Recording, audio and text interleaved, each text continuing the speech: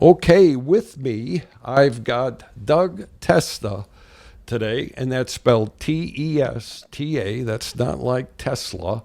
And I'll have a link to Doug's website on the podcast and also on the YouTube video. So, how did I come across Doug? Well, I get Black and White magazine, and I'm thumbing through it, and it's what I like to do. It's seeing what other photographers are doing. I think the audience knows I've been doing this thing for like 45 or 48 years now, black and white photography. And I looked at one of Doug's images, and I said, I got to reach out to this guy.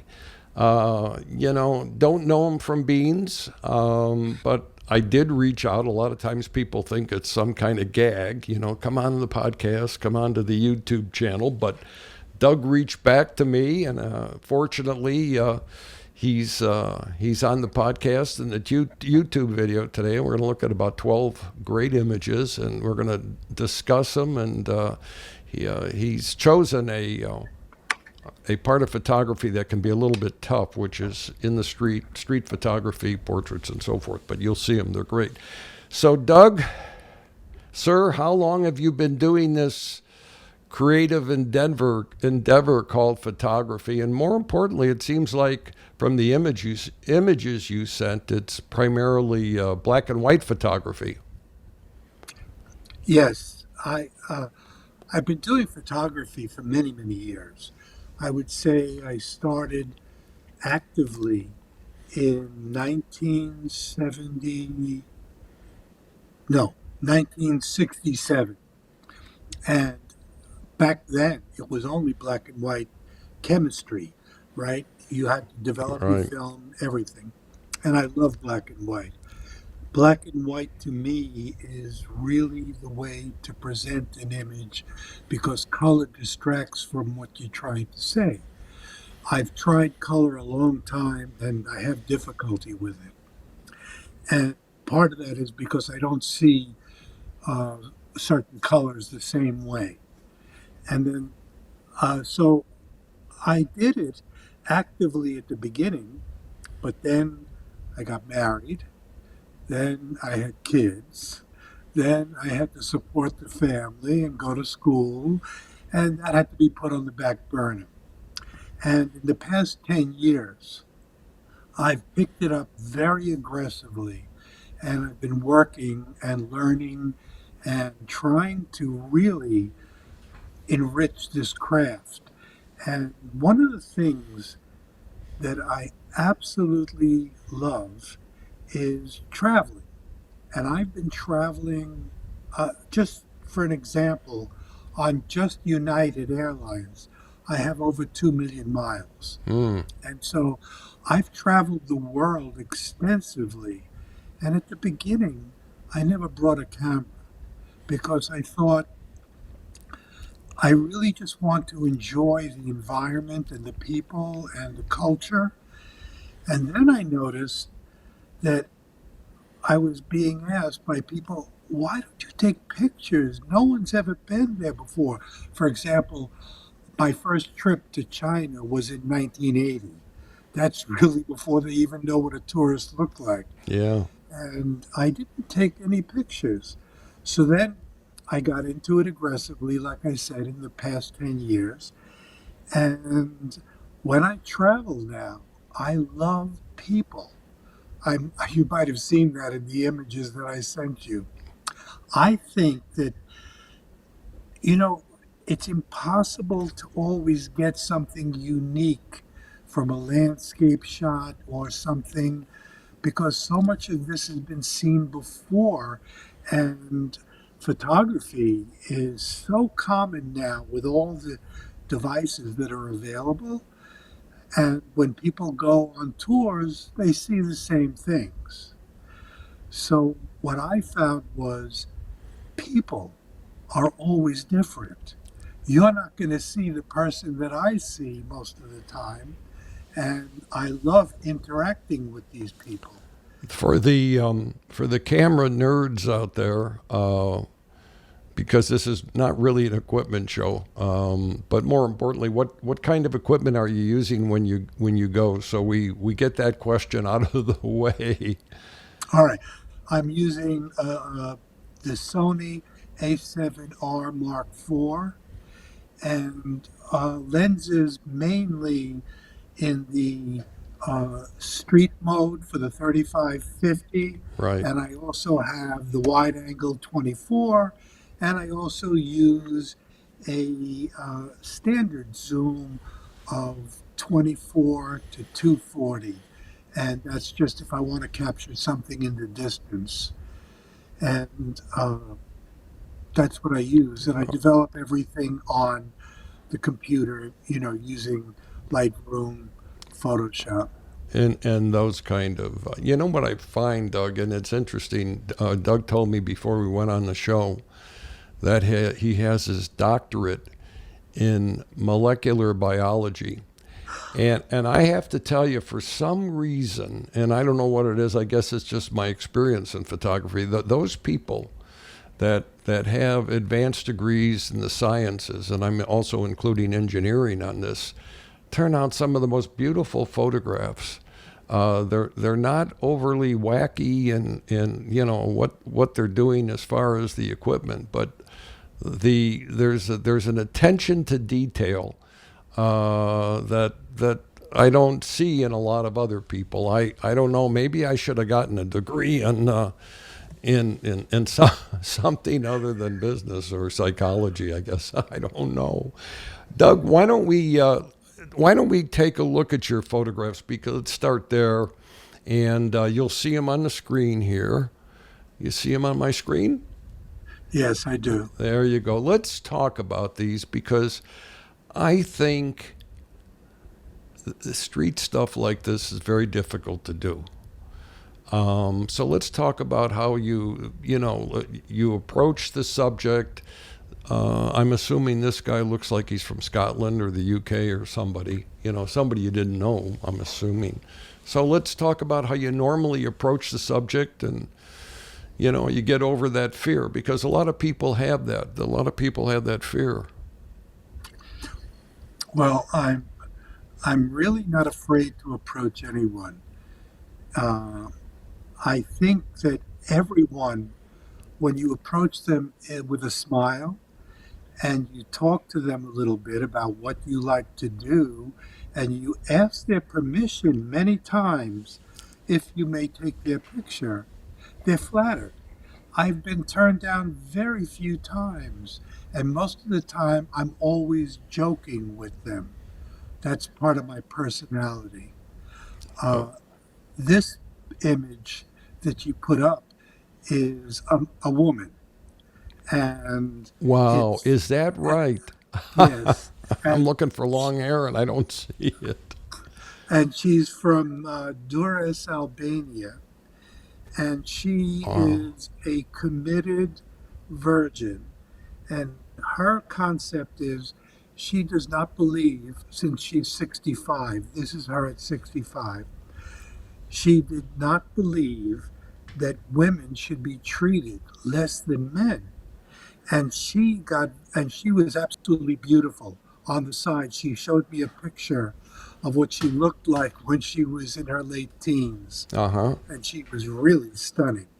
And she decided that she couldn't get any respect as a woman. She was expected to do things, of course, at that time, that she didn't agree with. So she decided she would be a committed virgin, and she would be active like a man, dress like a man, and be treated with all the respect that a man should be given.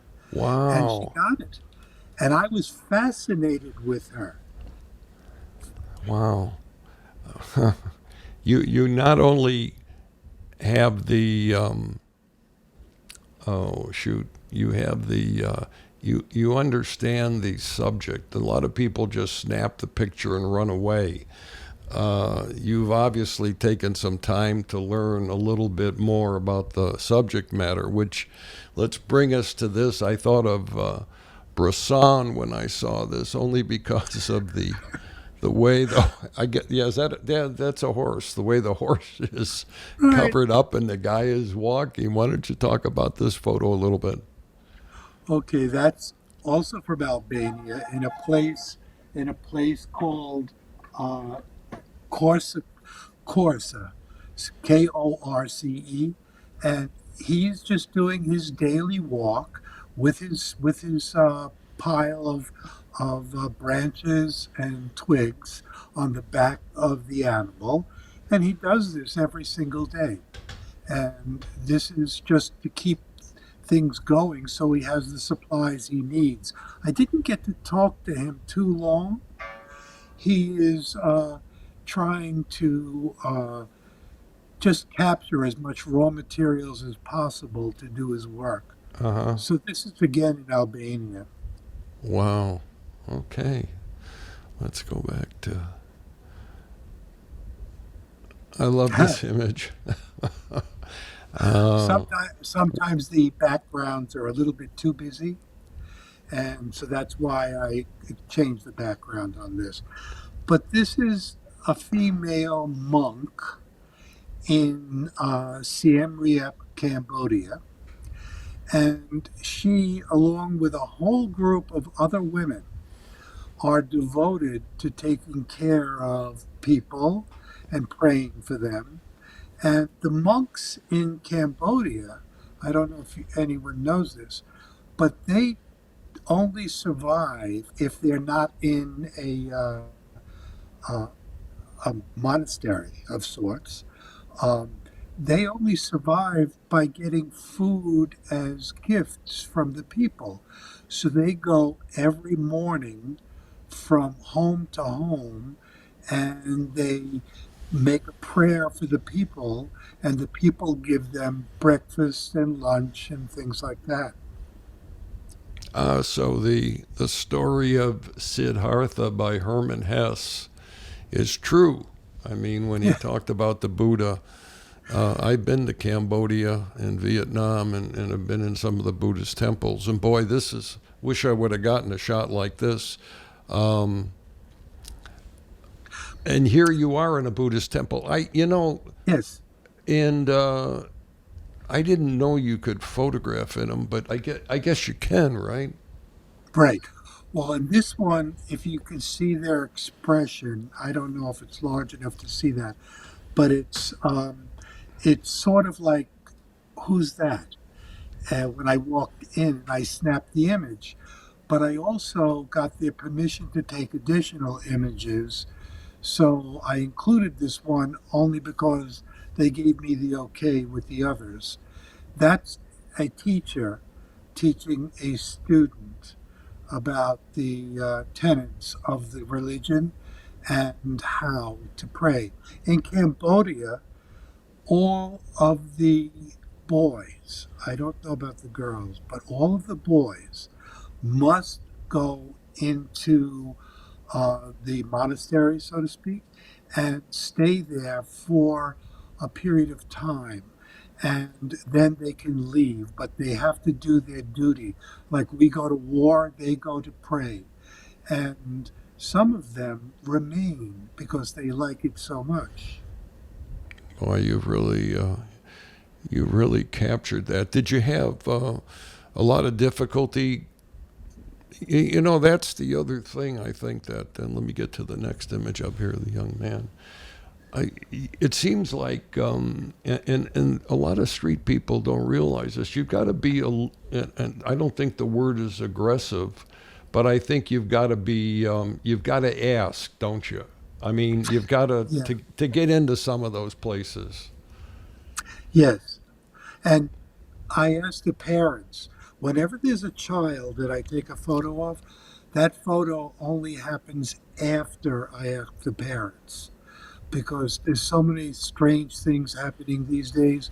I don't want to upset them. Sure. But this little boy was very attracted to me because I had this big camera. And if you notice, he has a little camera around his neck. So I asked his parents, and they said yes, and I took some pictures of him. I asked him, of course, may I take your picture? and he was very happy about that.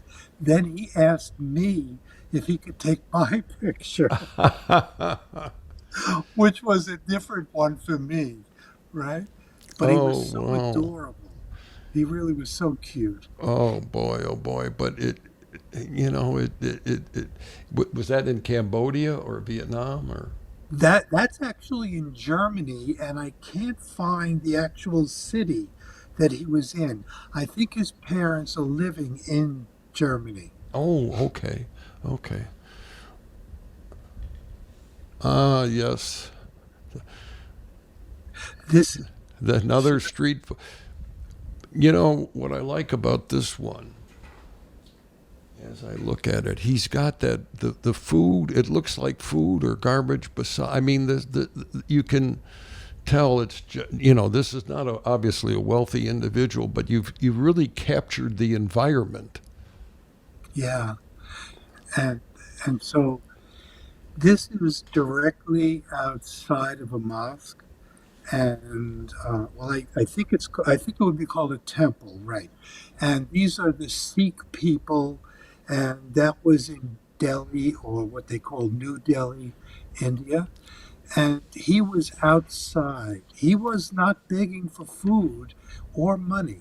He was just resting because that cement background, if you go further to the right, maybe 100 or 200 feet, Uh is huh. the entrance to the temple.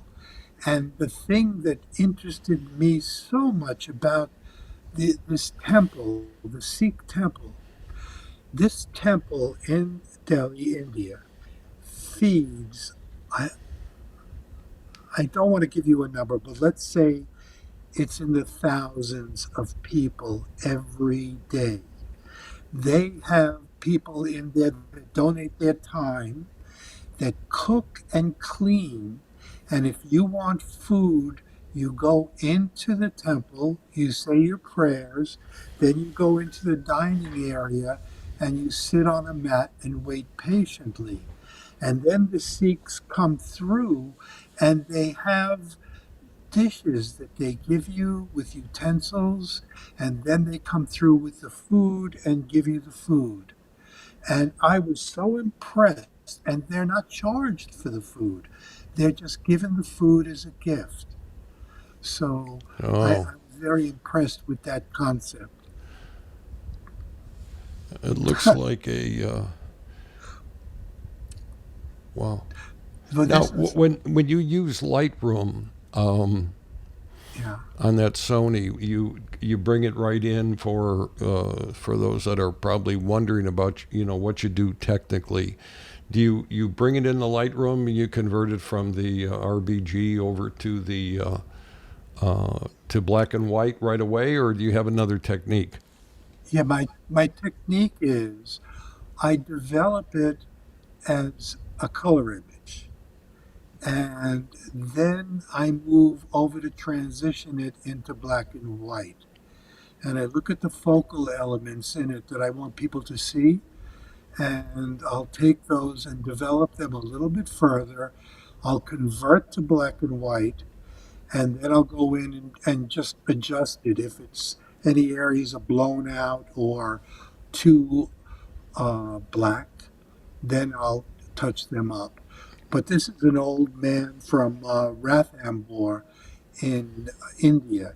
He is the uh, grandfather of four children and the parent of the man that's working, and his wife was in another image and his daughter was in another image, Uh, but he was asleep, and when he heard me talking he sat up. well, the night you've got the obvious focus, which is dead nuts on, which is the him, and then the background looks like it's a little bit out of focus, which is good, I think, because it really just draws somebody's eye to the old man. Ah, Oh, this one, I love this man. His beard is fabulous. It's from Rajasthan, India, and he's a Sikh, and he's walking around, and he wasn't very conversive, but he could tell when I was joking with him, and he would smile and sometimes even laugh. And then he'd make sort of fun of me or comment about me to his friend with another unique beard. So that was a nice time. The do they ever ask you to? Well, I don't know if these gentlemen would, but do they ever ask you to send them a photograph? Yes, in some cases I have. I think if you show one, I'll show you the one that they did ask me.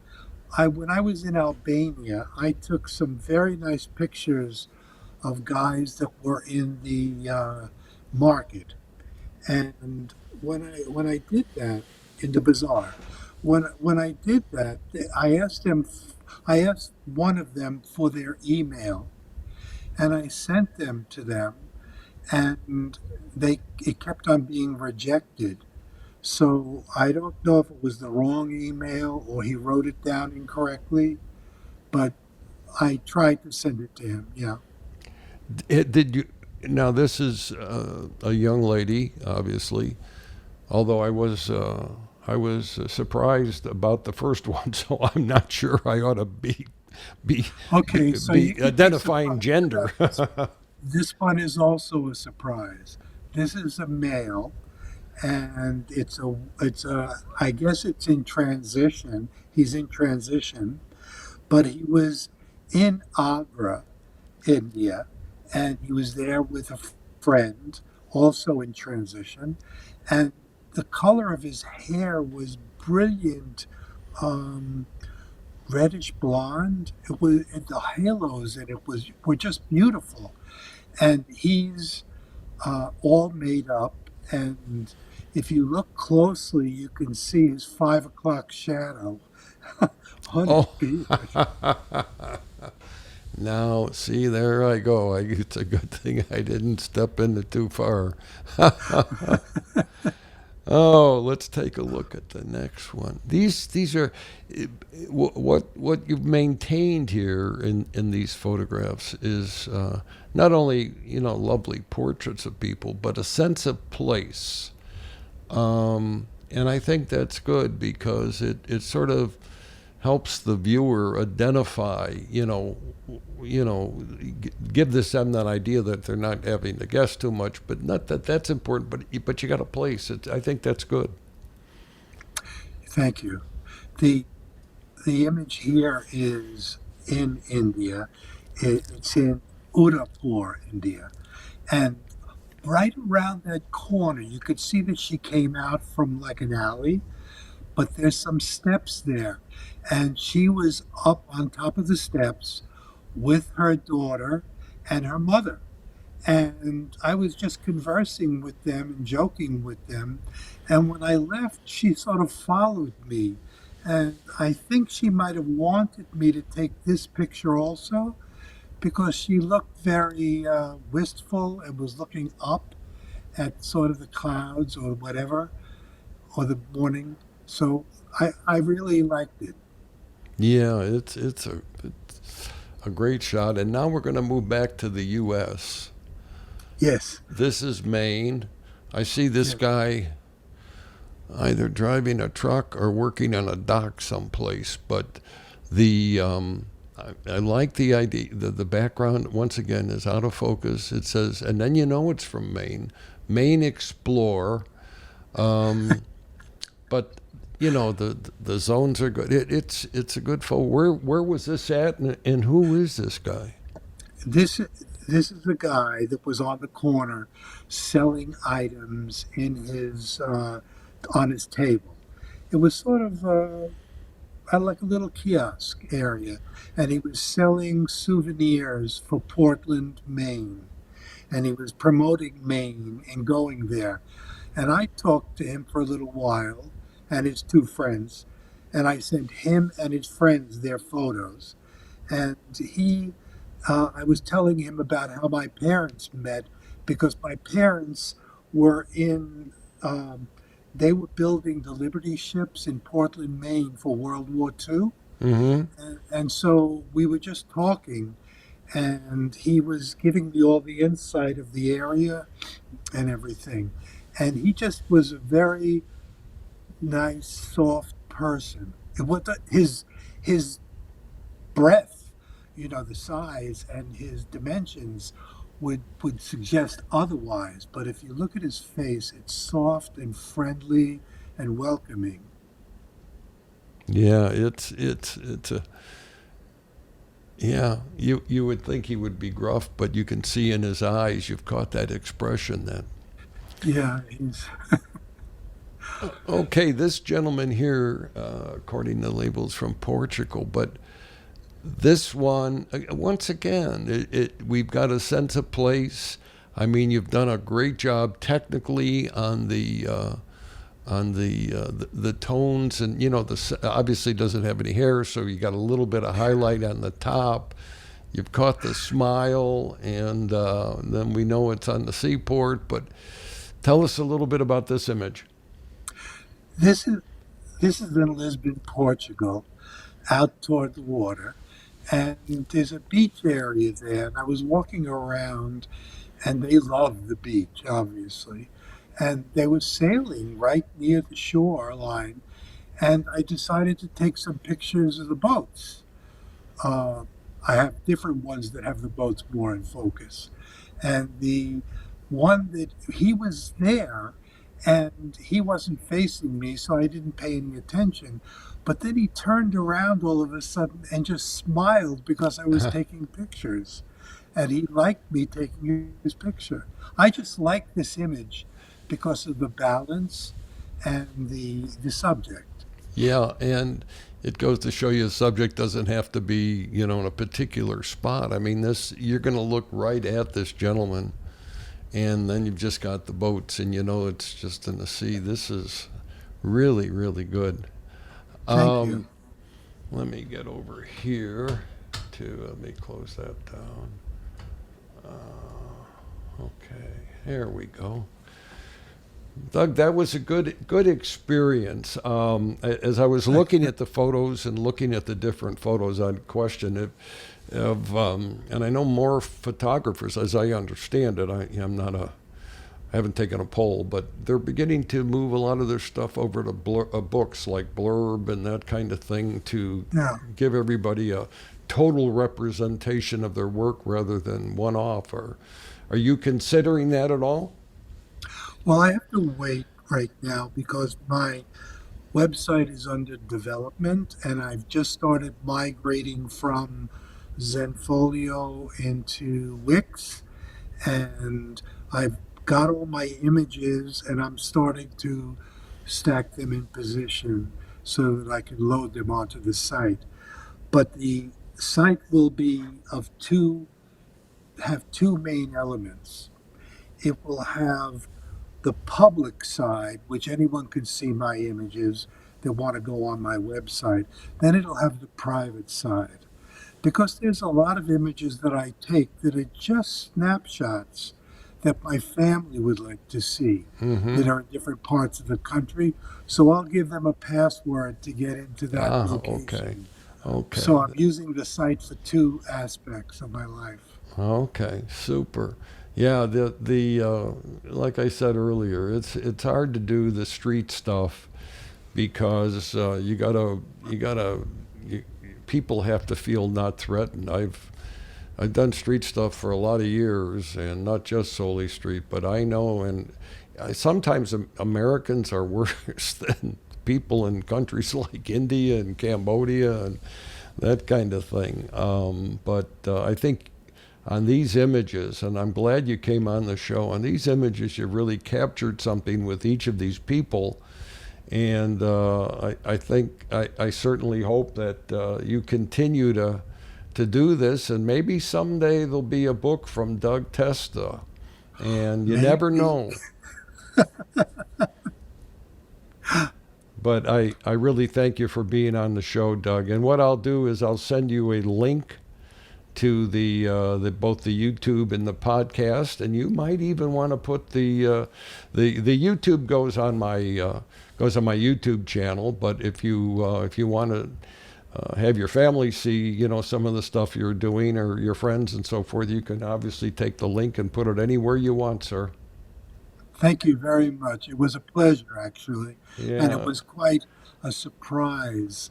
I have to Well, tell you, I was humbled by your request.